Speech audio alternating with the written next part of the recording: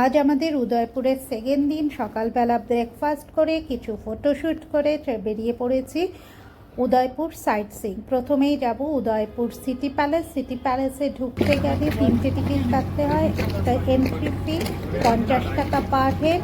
Second, Pichola লেকে boat ride করে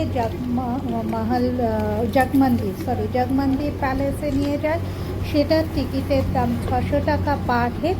আর city palace museum, সেটাই 400 টাকা পার হেড।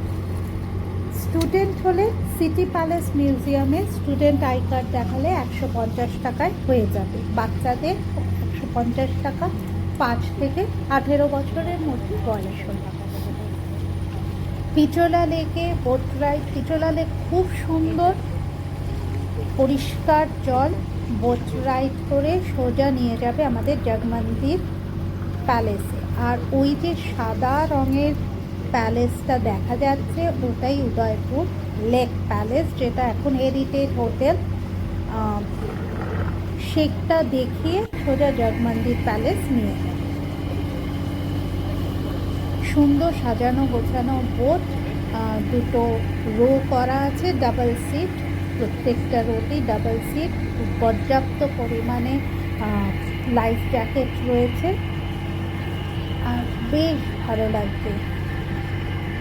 জলের একটা ঠান্ডা হাওয়া আছে, আকাশ পুরো নীল, জলের কালার পুরো নীল, তার মধ্যে দিয়ে একদম সাদা রঙের একটা লেক প্যালেস জলের ওপরে ভাসছে। অপূর্ব দৃশ্য। এই সমস্ত দেখতে দেখতে আমরা পৌঁছে গেলাম জগমন্দির প্যালেসে।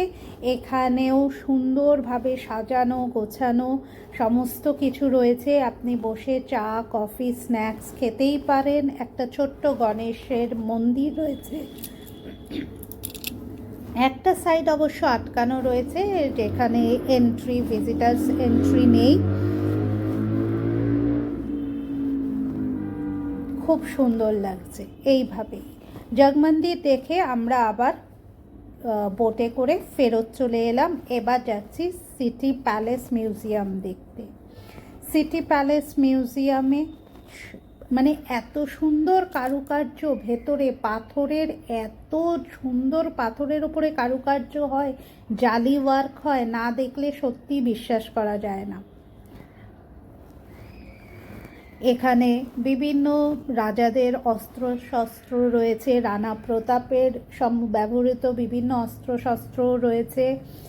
তারপরে রয়েছে রানীদের ব্যবহার করা জিনিসপত্র, হাতির দাঁতের জিনিসপত্র সব। তবে সবচেয়ে যেটা দেখার বিষয় সেটা হচ্ছে কারুকাজ। সত্যি সারা রাজস্থানে মানে এত সুন্দর কারুকার্য করা পাথরের ওপরে, না দেখলে সত্যি বিশ্বাস করা যায় না। তবে সিটি প্যালেস মিউজিয়ামে কিন্তু অনেকটা হাঁটতে হয়, আর এত ছোট ছোট মানে গলির মতন রাস্তা করা না, আর সেই রাস্তায় আবার ছোট ছোট একদম খাড়াই সিঁড়ি। যদিও ধরে ওঠার ব্যবস্থা আছে, তবে বয়স্কদের ক্ষেত্রে একটু প্রবলেম হতেই পারে। আর এই হচ্ছে সিটি প্যালেস ওপর থেকে পুরো উদয়পুর সিটিটা ঠিক এরকমই লাগে। রং বেরঙের কাচ, যখন সূর্যের আলো পড়ছে অপূর্ব সুন্দর লাগছে দেখতে। এখানে এরকম একটা দোলনার মতন রাখা আছে, আর এইবার কিছু সেই সময়কার ব্যবহৃত বাসনপত্র সিটি প্যালেসের মধ্যেই এগুলো রাখা আছে। খুব সুন্দর। এইটা দেওয়ানে আম, যেখানে রাজা বসে তার মন্ত্রীদের সাথে আলোচনা করতেন।